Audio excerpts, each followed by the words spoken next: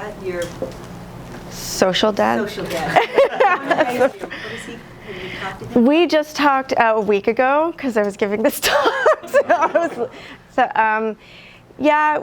I don't see him as much. We just kind of I just had to tell him that we knew because it was like an elephant in the room. So he was really nice. I mean, it said all the things, like, we just wanted a baby, we love you no matter what. But I haven't talked to him like I've talked to my mom. I felt like I was able to really express myself to my mom in that you shouldn't have lied to us, like you should have, that we are so open, we have such this open relationship, we share so much. So it's unfair, but I feel more anger I felt more anger toward her. Yeah. In the back, you were first. Yeah. So what was the journey of, obviously it was very traumatic for you when you found out. What was the journey of forgiveness for your parents? I'm sure that was... So my mom at first, like, she was great in that she was just very, very supportive. She helped me read the letter that I wrote to my bio dad. She was there kind of every step of the way. There were some boundaries that I had to put up, like she would joke about it sometimes, and I'm like, I can joke about it, but I don't want you to joke about it because it's not funny. Or she would say things like, there was never a good time to tell you, and there was so many times. But it's a struggle because I think I would have never found out if I didn't do this, and that makes me mad. But she came, she lives in Florida, she's come up, we've spent weekends just talking, we still talk like all the time, and I think just being really honest with her about what I needed to get through this has been really important, and she's been really receptive to that too. I don't know if you can answer this, but what if you had been told at a young age this story and you knew a bit of your medical history? Do you think you still would have done the DNA test and looked for your bio? Yeah, I mean, I think I would have. I've met through Facebook and things people who have known from a very young age, and obviously people who use sperm donation now, it's just a little bit more progressive. Like, there's open donors and people tell their kids as soon as they can talk and things like that, so it just becomes part of their story.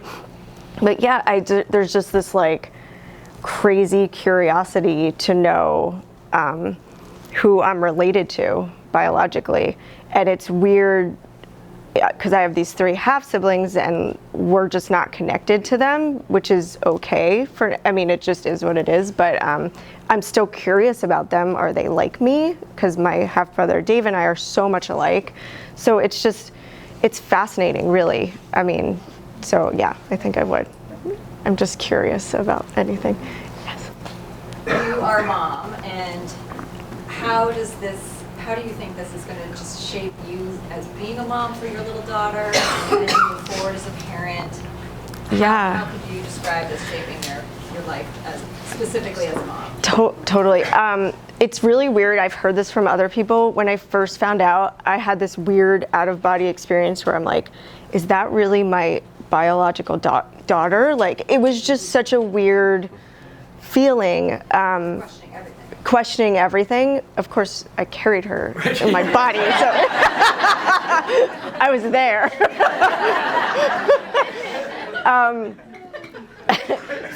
But my half brother and his wife came to visit, and well before that, I just started telling her what the deal was, and I was like, I didn't go into great detail, but I'm like, to make a baby, you need an egg and a sperm and pop-up dinner. I had to go through all that at a level that someone her age could understand. And isn't it cool that I found this cool half-brother? And I don't know how much she gets it, but it was so important for me to tell her the truth, I mean, you can see I'm up here telling you guys the truth. I can't, I need to tell people almost because it was such a secret, and I feel that way with her for sure. Yeah. Yes. I just want to say your story resonated so much because I still am hoping to find my bio dad. Oh, wow. And some half siblings. And my mother was always very secretive about it. Like when I grew up, we didn't have any family, and she passed away like 13 years ago. And it took me about 7 years after she passed away to remember that I had dragged some family information out of her one time. And so at 39, I looked up and met my maternal grandmother for the Oh first my time. gosh. All of these cousins and relatives. Wow. Oh my gosh. Congrats. Oh, thank you for sharing.